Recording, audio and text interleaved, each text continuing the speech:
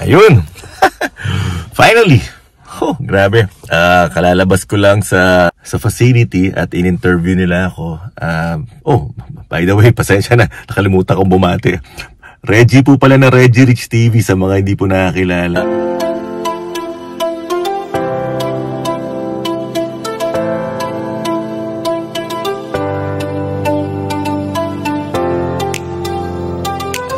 Ngayon po ay in-interview ako dito sa facility na aming pinagpa-practicuman at ako po ang isa sa mga na-offeran trabaho rito at nawagan ako kahapon at may interview raw ngayon at luckily I made it. So napasa ko naman at naayos ko naman yung mga sagot ko at bago pala ako tanungin talaga kinausap ko na ng kinausap kaya para iwas na ng tanong.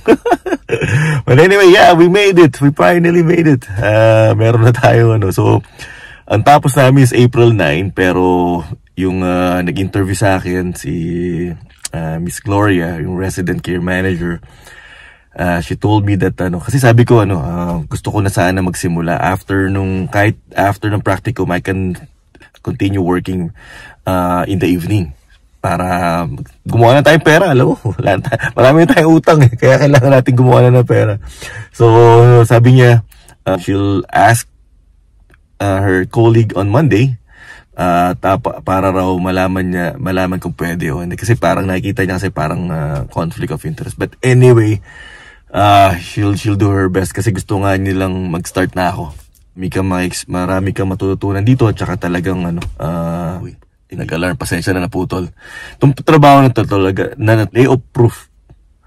Hindi nalilayoff ang mga tao kasi mas kailangan nila parati ang healthcare aid, nurse, yung mga ganyan. Gusto nga niya mag-nurse ako pagkat after nitong practicum, sabi niya. Pero sabi ko, I don't know yet kasi nga ang aking experience ay sa sales at customer service. Magagamit ko lang yung pagiging customer service oriented ko or yung pagiging madaldal ko sa mga tao, sa mga residente, pero sa totoo lang wala akong experience talaga sa healthcare. Ngayon pala ako, ngayon hindi nga ako marunong magpalit, pero ngayon pala ako natututo magpalit ng mga diaper, magpunas ng mga put na yan, hindi ako marunong yan. So ngayon ko palang lahat natututunan. So yan yung sabi niya sa akin, tuloy mo sa kasi nga magandang kitaan nga raw talaga. So, marami talagang medyo malaki magbigay kumbaga kung tutusin. Pero medyo susunod tayo doon sa kung tatanungin niyo magkano bigay, she told me that wala siyang idea kasi unionize yung ganto at ang QP, yung tinatawag na CUPE, sila raw ang namamahala doon. So, mas pagdating sa mga kaperahan, sila yung doon daw ako dapat magbase, parang ganun. But anyway, yun, binalitaan ko lang kayo na nakachamba na naman tayo. Ito pa So hopefully magtuloy-tuloy. At at saka sa totoo lang na medyo nagugustuhan ko yung yung pag-aalaga. Nung una iba mentalidad ko sa gantong work pero nung nandito na ako, iba pala talaga, para bang alam mo parang na magulang mo itong inaalagaan mo, na talagang bibigay mo talaga yung pagmamahal mo, yung care, yung atensyon dito sa mga tao na to. Kasi inisip mo parang magulang mo di ba? Parang magulang mo yung inaalagaan mo. Wala akong pagkakataon na maalagaan yung mga magulang ko. So parang ito yung paraan ko para maalagaan ko yung mga magulang ko, pamagitan ng pag-aalaga ng mga ibang tao. So dito ko sila binubuhos. At saka nakakita naman talaga ako ng mga marami ako natutunan. Galing ng mga preceptor ko. Shoutout Ate Evelyn, kay Kim, talagang napakagaling. Ang galing ng preceptor ko. Preceptor yung tawag doon sa so nagtuturo. At yun, magaling yan. Tapos yung nurse ko, sila Kuya Danilo, yan.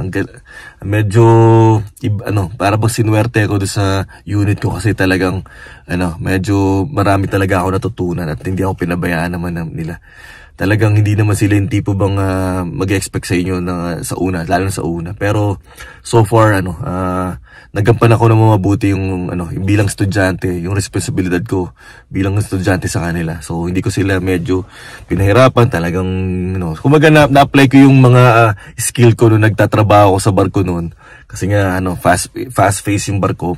Talagang yun ang ginawa ko rin dito. Talagang kung ano gusto ng preceptor ko, ginagawa ko. Tinatanong ko kung ano gusto nila. So iba-iba kasi diskarte sila, hindi ako pwede makialam.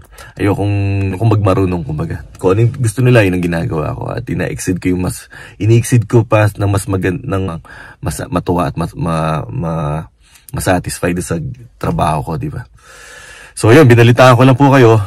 At talagang kung tutusin, marami pala talagang dito lang sa Charleston na to, ang daming spot na short talaga sila ng staff dito. So kung kayo man ay nagpaplanong trabaho or naghahanap ng trabaho at hindi nyo pa alam, eto, apply kayo ng healthcare aid at trabaho kayo dito. Pero nag-hire din sila ng uncertified, basta meron kayong idea lang or experience.